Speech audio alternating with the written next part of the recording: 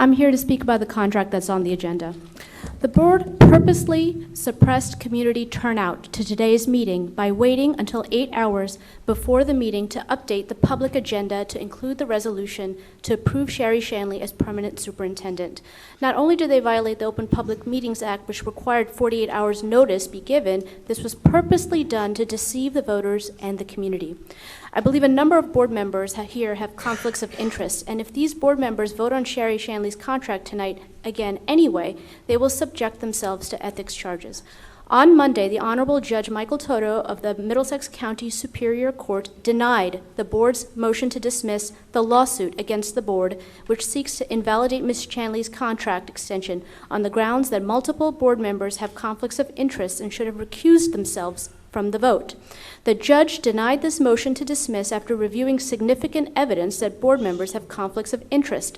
Under these circumstances, tonight's vote on Sherry Shanley's contract will put our district in legal jeopardy. It will cost taxpayers more money in legal fees for a vote that will eventually be overturned by the court.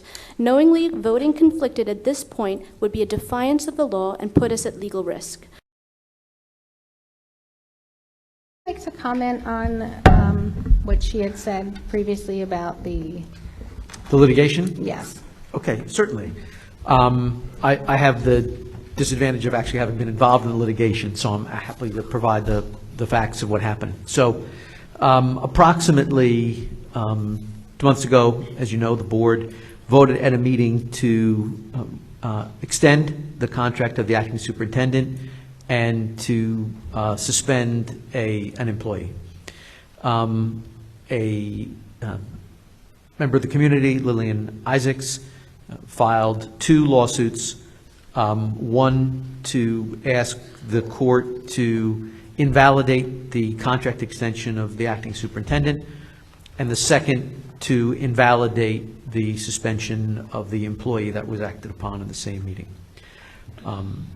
We filed opposition to the applications and said that it was the wrong relief being sought in the wrong forum, because the allegations that the contract was improper and the suspension was improper were limited to allegations that board members acted through a conflict of interest, and we said the proper forum for that was the School Ethics Commission.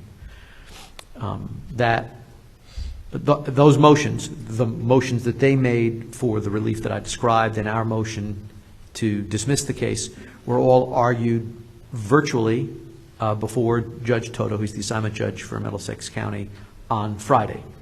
He said at the conclusion of the argument, which lasted a little less than an hour, that he would take it under advisement and issue an opinion this week.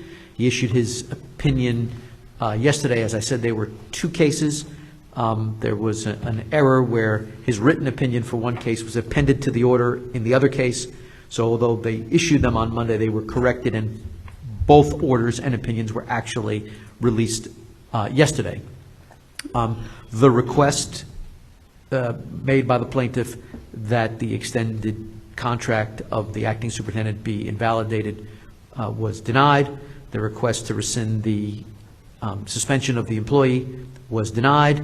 Our application that the entire set of claims be dismissed was denied without prejudice, meaning we could renew it, and the whole case was, the plaintiff was advised that the cases belonged before the Commissioner of Education and or the School Ethics Commission.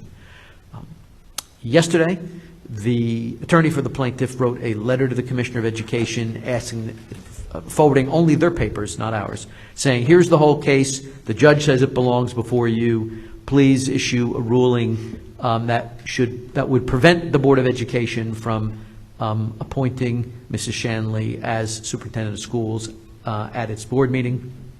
We filed a letter today explaining why both substantively and procedurally that was completely improper and no such relief should be provided.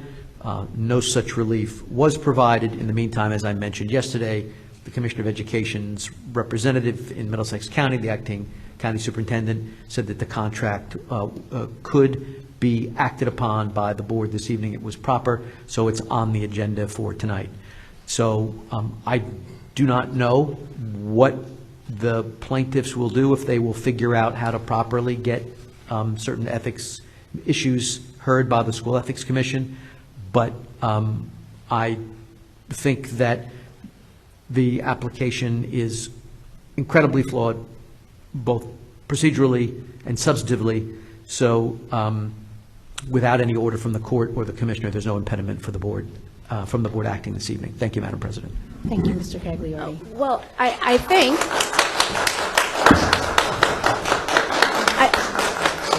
I know that there was one ethics complaint filed last year alleging a conflict of interest that was referred to the Office of Administrative Law in July of last year because the School Ethics Commission determined that there was probable cause. And that case is being investigated by the Office of Administrative Law, which means that there was probable cause.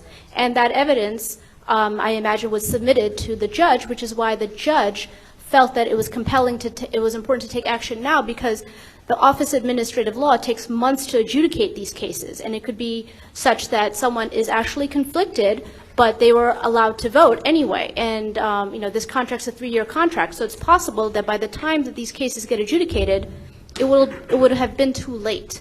So what do you say about the fact that you know, School Ethics Commission and Office of Administrative Law take over a year to adjudicate these cases? And so if somebody has a conflict of interest, I mean, action won't be taken until after the vote takes place. And I think that's why the judge found it very problematic. And the judge ruled that this matter should be stayed until the Commissioner of Education or the School Ethics Commission exercises its primary jurisdiction in this matter. Your time is up. Again, Mr. Gagliardi, would you like to reiterate that that is not the order of the judge? Well, I mean, to the extent that the judge sent this over to the School Ethics Commission, that was the whole heart of our application. It didn't belong before him in the first place. I'm not going to go through everything that was said here, other than that the assertion that there's an ethics matter being investigated by the Office of Administrative Law. The Office of Administrative Law is not an investigative body. It's an adjudicative body within the executive branch. There are various ways, if there were legitimate concerns, to bring them before the Commissioner of Education or a judge for an expeditious resolution. But honestly, in this particular case, I have spent a good time giving these plaintiffs an education as to how the process really works, and I'm going to decline to do so any further this evening. Thank you. Thank you.